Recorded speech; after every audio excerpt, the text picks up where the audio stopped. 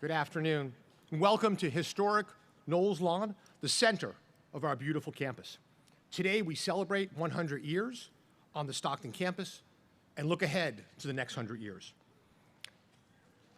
Yes.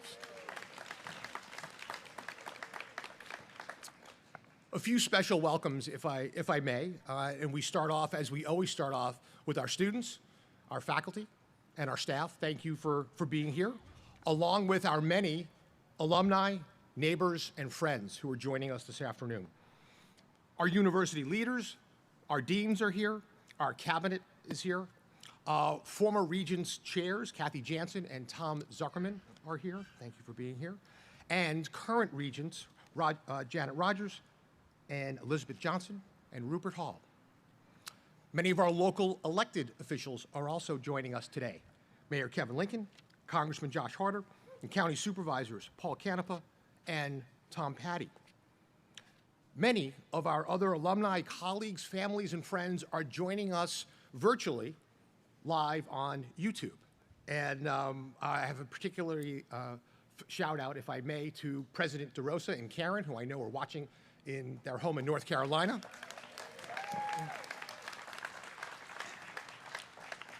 As well as former Provost Phil Gilbertson and his wife, Carol. And a lot of the things you're going to be hearing today are because of Phil's great research on his book, Pacific on the Rise. So we're very appreciative to all of them. And importantly, most importantly, our two featured speakers today, Regent Chair Mary Elizabeth Eberhardt, whose family in many ways is the first family of University of the Pacific, and Regent Leticia Robles, whose story is, to me, the quintessential Pacific success story, demonstrating the unlimited power and opportunities provided by a Pacific education. Thank you all for being here today.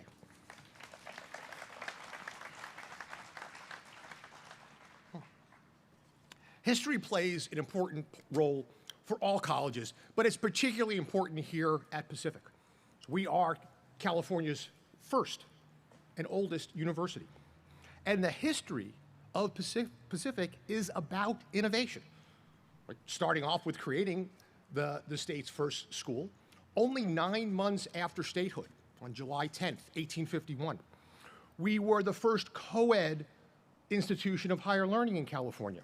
We had the first medical school, and we had the first conservatory of music anywhere in the Western United States.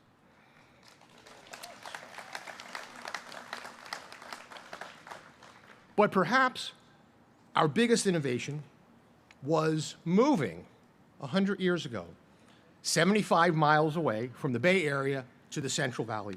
Today marks 100 years to the day of the opening of this extraordinary campus. And you can still see the beginnings of the campus all around you. 9 of the 10 original buildings are still here, and many of them are familiar to you. To my right, Knowles Hall, named after President Tully Knowles, who championed the move from San Jose to Stockton. Behind us, Weber Hall, named after Captain Charles Weber, the founder of the city of Stockton, originally the science building and now, of course, the home of the Eberhardt School of Business. Across the street, you'll see Manor Hall under construction after 100 years, and that is being renovated into a modern, state-of-the-art living learning center for our student veterans. And of course, over the top of the trees, yes, let's do that. And over the top of our trees is the iconic Fay Spanos Concert Hall. But today we also want to tell you a bit about why the university made this bold move 100 years ago. And back at the turn of the century, our small 17-acre campus in San Jose's College Park neighborhood, we were quickly outgrowing. There wasn't enough room to expand. And at the same time, we started getting competition from these upstart universities like Stanford University and University of California at Berkeley. But it started becoming a real issue. So we didn't have the room to grow. We were facing a lot of competition. And one of the biggest assets of that San Jose campus was a railroad station, where we were able to bring in students and faculty every day, which was fantastic. Over time, that actually became a problem. As that railroad became more and more popular, towards the end, there were more than 100 passenger trains and freight trains roaring through the middle of that campus every day. And we simply couldn't teach anymore. So the learning environment had been degraded. So Pacific leaders went out and said, well, we need to move. We need to find a new home. At the same time, to the east, the Central Valley was looking for a four-year college. This is remarkable, but 100 years ago, before Pacific moved here, the Central Valley was the largest portion of the United States that was not served by a four-year college. So there was a great need. And once Pacific made it known that we were ready to move, many Central Valley communities wanted to bring it to their towns. Modesto, Turlock, Lodi, Sacramento, and many others. But Stockton became the clear choice, and the clear choice very early, and that's because of the spirit and the dedication of that community, and that same spirit and dedication we see over and over again today, and it's one of the reasons why not only Pacific moved to Stockton, but has thrived over the last 100 years. The business and civic leaders and religious leaders at the time got together, the Central Methodist Church, and we were a Methodist institution at the time, the Stockton Chamber of Commerce and many local businesses got behind this move to bring Pacific out to Stockton. The Stockton Record, the newspaper, actively campaigned on its editorial pages to have the University of the Pacific move. But leading the charge throughout that campaign was Stockton Savings and Loan Bank, which we all know today as the Bank of Stockton. The story of Pacific,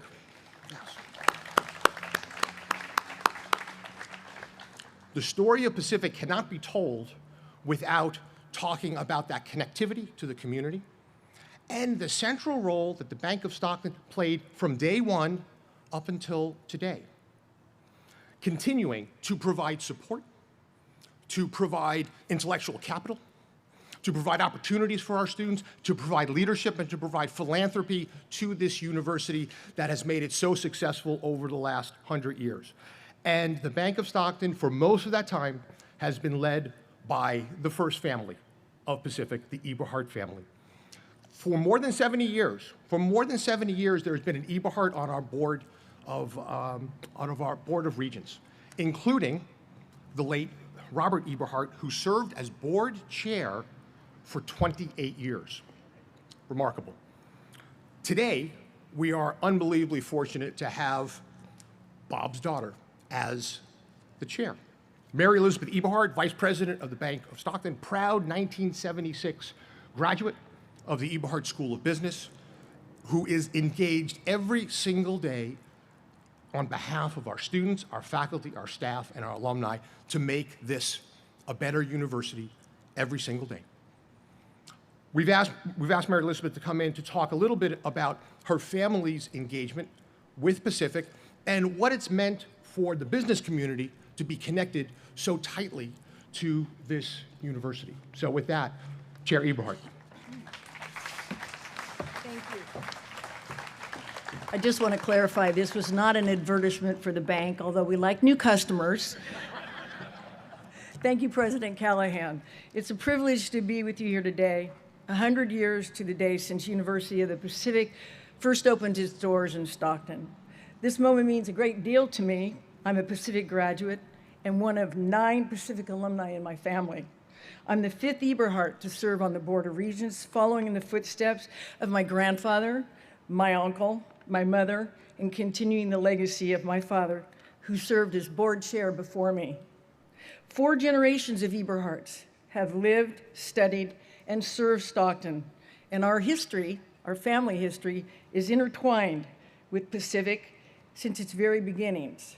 Back when my grandfather, R.L. Eberhart, more commonly known as Ebe, fundraised for Pacific alongside President Tully Knowles. I grew up on this campus, made many of my best long-life friends here. So did my son, who now serves on the board of directors of the Pacific Alumni Association. My family legacy includes the Eberhart School of Business, its Eberhart Student Investment Fund, along with the Douglas M. Eberhart Aquatic Center. Because the Eberharts bleed orange and black, my life and my family history have been intertwined and dramatically changed by the university's momentous decision to make Stockton its home. Pacific means everything to us. What we're commemorating today is more than a physical move to a new location. Pacific holds many deep, strong partnerships with the businesses here in Stockton. The Stockton community, and we know with the Stockton community behind Pacific, great things happen, and when our business partners work all together. But some may not know it was the business community who got us here, that our very existence in Stockton resulted from the same spirit of generosity and camaraderie that we experience today. It took a monumental effort to bring Pacific to Stockton, an effort involving city leaders, business banks, the Chamber of Commerce, the Methodist Church, and numerous generous individuals and their families. Today, we're celebrating all those efforts. 100 years ago, Pacific was struggling to survive. The university planned to expand its existing campus in San Jose, but could not ignore the financial challenges it faced, namely declining enrollment driven by the number of schools that were opening in the Bay Area. President Knowles received several cities' interest in hosting Pacific, but Stockton had the advantage. We had the advantage thanks to a group of visionary business leaders from Holt Manufacturing, the Bank of Stockton, the Stockton Chamber of Commerce, the Stockton Central Methodist Church, and together they drove a plan to acquire both the land and the funding that the university needed. Ever resilient and adaptable, and energized by the promise of community support, Pacific made the bold decision to pursue the unknown and establish itself in a region underserved by higher education. It takes a village to move a mountain, or in this case, the university, and Pacific's new village rallied for it in unprecedented ways. The Stockton Chamber of Commerce, in partnership with Central Valley Methodist churches from Sacramento to Turlock, undertook a $1.5 million fundraising campaign. Pacific students and faculty caravanned to Stockton to rally to support from citizens and businesses in the courthouse square. The university received 50 acres of land from a generous donor and financial backing from Stockton Savings and Loan, more commonly known today as the Bank of Stockton. I am proud that a century later, the bank, led by an Eberhard since 1949, continues to be one of Pacific's most invested partners. Today, my cousin, Douglas Eberhard II, is in charge of the bank. I don't let him think that too often, though. I just say that. The Rotary Club, Merchants Club, the Realty Board, and 99 county school teachers joined 15 community fundraising teams to support the university's goal. The Stockton Record championed the university's cause for years later, and later I ran a 28-page special issue celebrating the grand opening. Everyone who could contribute did, and when Pacific finally opened its doors to the 10 buildings on its beautiful new campus, its community was welcomed with the largest entering class ever. 100 years later, one needn't look far to see how the University of the Pacific and its community partners are continuing to flourish together. We see it in businesses that hire our graduates and provide internships and mentoring for students. We see it in corporations and foundations that create the scholarships for our students. We see it in businesses who sponsor our events, who invest in our teaching and in our learning spaces, who match the employers' gifts given to Pacific and whose representatives serve on our boards and on our committees. We see it in the diverse array of vendors that support our campus operations. We saw it last month during the Week of Welcome at Pacific Community, which filled the Miracle Mile, inviting local shops and restaurants to join us in celebrating a new cohort of Tigers. We see it in the Pacific graduates who go on to become our community leaders, teaching in our schools, leading our businesses, and caring for our health organizations. It's difficult to put into words how much Stockton and the Central Valley have done for Pacific, and how much Pacific has given back to our community and Stockton. As we enter the next 100 years of our shared story, these partnerships remain more important than ever. We need the business community's support as we continue to grow and enroll more students who need our support. Pacific is also one of Stockton's largest employers, and what the city gives to Pacific It will always receive back infinitely more in the servant of leaders it raises and the impact of those graduations and their contributions to our community. I encourage us to keep finding innovative and creative ways to leverage our business connections for our students' ultimate gain. The possibilities are endless. I'm so proud of the work that Pacific and Stockton are doing together. I'm proud of my family and all of you. We have received the gift of a place in history, a story that proves that we are so much better together than apart. Thank you. That's it.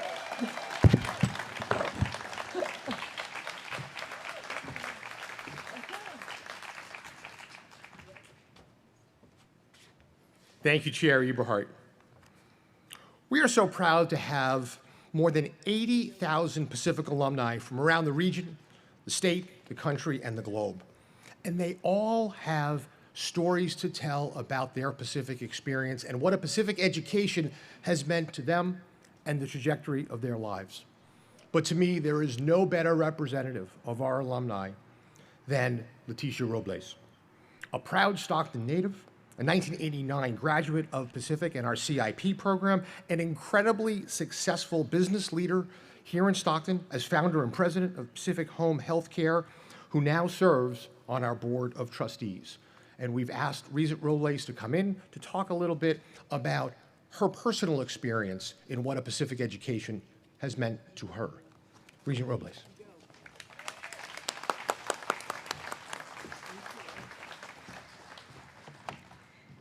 Thank you, President Callahan. It is a profound honor to stand before you today as a proud Pacific alumna and lifelong Stocktonian. As a Hispanic and first-generation college graduate, I'm not standing here just for myself.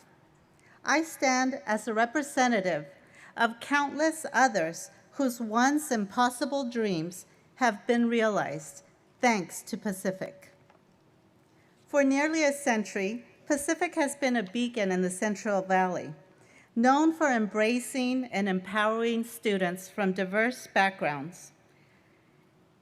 A pivotal and historic moment in this legacy came 55 years ago when we became the first university in the nation to create a scholarship program for underrepresented students from our city. At that time, Stockton was a vibrant community, with 40% of the population being Black, Asian, or Hispanic. However, still, many students simply couldn't afford to attend a state school, let alone a private university. That's when the Community Involvement Program was born, transforming the lives of countless local students, including mine, while making a lasting impact on the broader community. So allow me to share briefly how Pacific and CIP have shaped my own life. I am the youngest of 9 children. Correct, you heard it correctly, 9. My mother was a saint. Born to immigrant parents from Mexico who built a home filled with love and an unwavering belief in the power of education. Although my parents never had the opportunity to attend college, their support and encouragement to stay in school was a guiding light in our lives. To this day, my father's words still resonate with me. His voice, steady and full of conviction, he would often remind us to study hard, stay in school, saying, they can take anything from you, but they can never take your education. I excelled in high school, graduating with top honors, but my education could have ended there if it weren't for Pacific and CIP.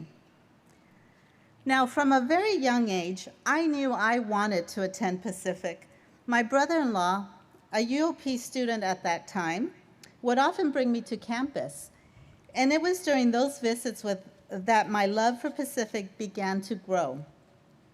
When I applied to CIP, I knew it was my only chance to afford college. Yet CIP gave me more than just financial support. It gave me a family. I bonded with fellow students who shared similar backgrounds and struggles, and in them, I found strength, belonging, and community. The staff and the CIP scholars became my second family, making Pacific truly a home away from home. While Pacific opened doors for me to connect with people from all walks of life, there were moments where I felt out of place, like a fish out of water. Coming from a different background, I often felt like I had to work twice as hard just to keep up. But CIP gave me the validation and confidence to thrive and continue. Pacific encouraged me to believe in myself. The Eberhart School of Business provided me with the essential tools, technical expertise, business acumen, and leadership, and that enabled me to start a business that now impacts the lives of the elderly and the developmentally disabled across Northern California. Thank you.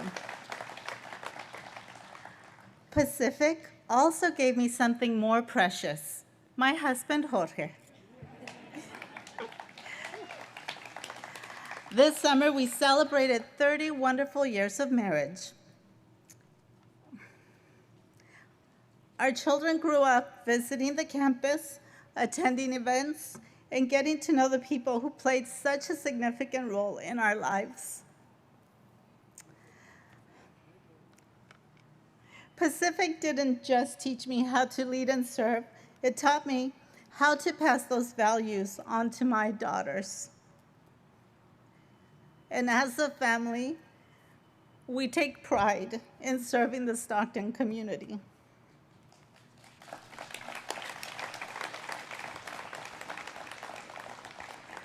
Today, as we celebrate 100 years of Pacific in Stockton, we honor not just a century of presence, but a century of service.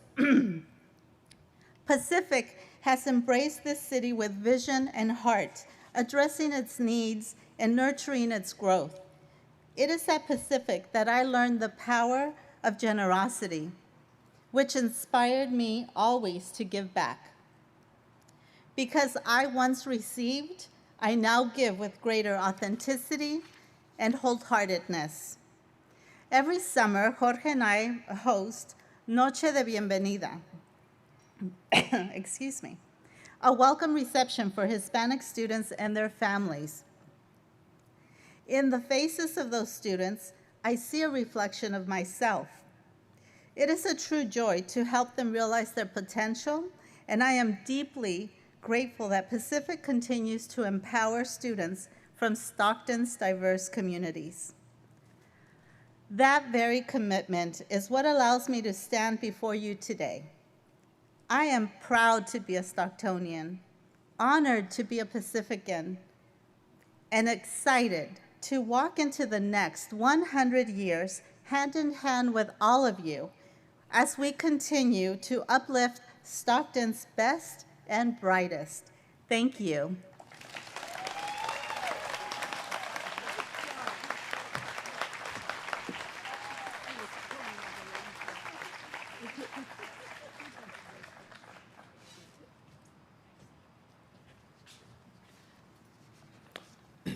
Thank you, Regent Robles, for those very moving words.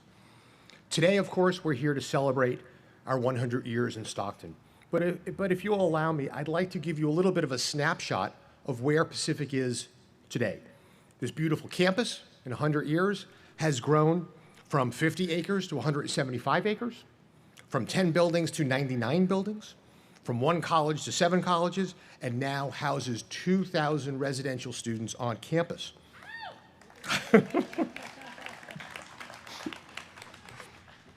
Of course, we are a 3-campus university now with Sacramento and San Francisco. And this year, at a time in higher education where many of our peer schools and colleges around the country are losing enrollment and are suffering, for the 2nd year in a row, we set all-time enrollment records this year, 6,944 students.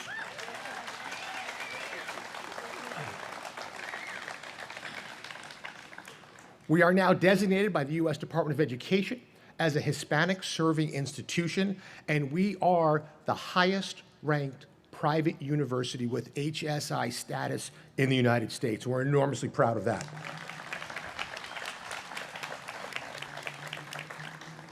Just recently, we celebrated our highest academic national ranking ever. The Wall Street Journal, looking at all small colleges, big colleges, public and private, across the country, thousands of them, ranked Pacific number 87.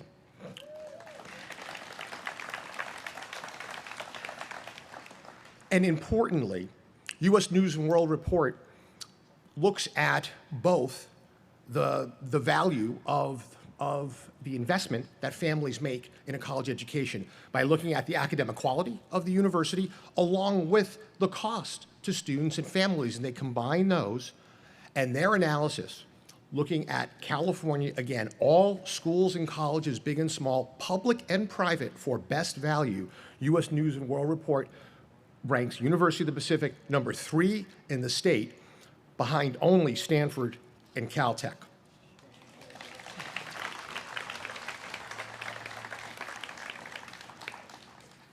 Meanwhile, we continue to serve and partner with our community. We are a $300 million economic engine for Stockton and the larger community, generating more than 2,400 jobs in our region. We provide health care through mobile health vans, diabetes clinics, speech pathology, audiology services, and much more. We save Stockton residents millions of dollars in our Medicaid Part D counseling services. We are providing residential college prep to hundreds of local high school students for free as part of the Pacific Summer High School Institute. We provide 150 highly qualified student teachers every year to our school systems, and more than 34,000 hours of student volunteer hours of community service to our local nonprofits and community agencies. I think that is remarkable. And that, of course, is not to mention the dozens of concerts that you can attend here at the Conservatory of Music, and more than 100 home games of our Pacific Athletics, 17 Division I sports programs. We know, yes, and we know the best is yet to come. And we can't wait to see what the next 100 years brings. One of the jewels of University of the Pacific is the Conservatory of Music. And we're very, very fortunate today to have our Pacific Jazz ambassadors with us. So I'd like to call to the stage my friend, Patrick Langham, who is Director of Jazz Studies at the Conservatory. And we're going to ask Professor Langham to introduce his unbelievably talented students. Patrick. Thanks, sir. Thank you. So this group is an exceptional group, and so I'm privileged to introduce them. On drums, we have Mr. Joseph Evans.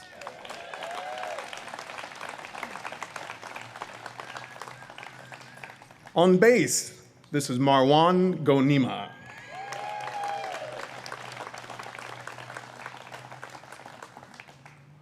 On guitar, Mike Velasco.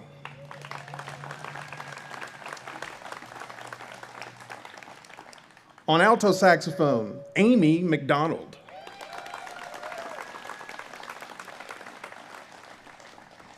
And on tenor saxophone, this is Leo Milano.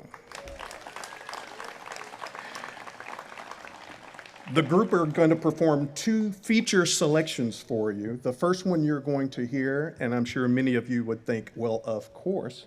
This first selection is by the great Dave Brubeck, one of our illustrious alums, and they're going to do In Your Own Sweet Way, and then they'll follow that by a Harold Arlen composition entitled Get Happy.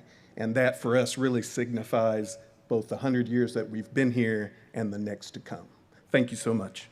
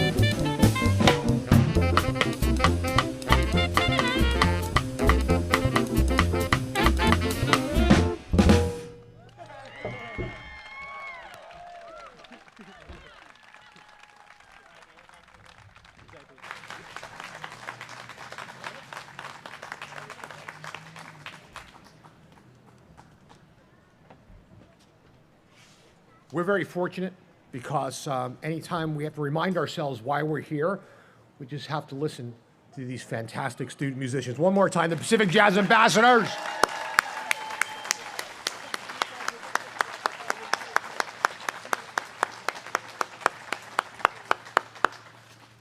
And I am going to put it in a pitch.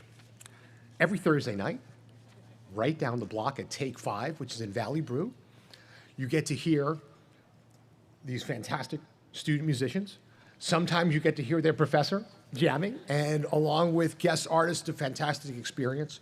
I encourage everybody to go. And it does also point out this connectivity between the city and our university. And the Miracle Mile sits right in the middle of that. And I would be remiss if I didn't do a shout out for our First Lady, who I think has done an enormous amount to bring those two communities together. So thank you, dear.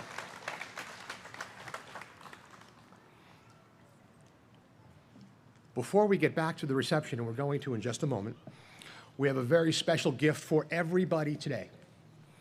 So more than a year ago, Professor Ken Albala came and wanted to talk to me about our Centennial. And Ken had an idea of we should create something that will last the ages to commemorate our first 100 years in Stockton. And so Professor Albala, who is, if you don't know, a fantastic history professor and a world-renowned food historian, went out working with his colleagues across the university in all different disciplines to write A Century in Stockton, celebrating University of the Pacific's Central Valley campus, which comes out officially today. We have copies for everybody, and better than yet that, we have the authors with us today, so you can get to talk to our faculty authors. And the book is very specifically about this place, the places and spaces of the Stockton campus, the geology, the wildlife, the Native American history, the farming history, the architecture, the trees, even the movies that were shot here. It's a wonderful read, and it is it's just a labor of love by our faculty members. So I'm just so appreciative to all of our faculty members, particularly to Ken and to Lisa Cooperman, who led this effort and edited the book.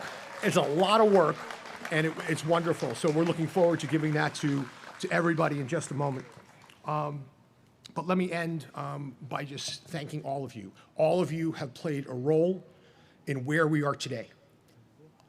As our former provost Phil Gilbertson wrote, Pacific is indeed on the rise. I'm so excited about revisiting the first 100 years, but the next 100 years are going to be even better. Thank you all for being here.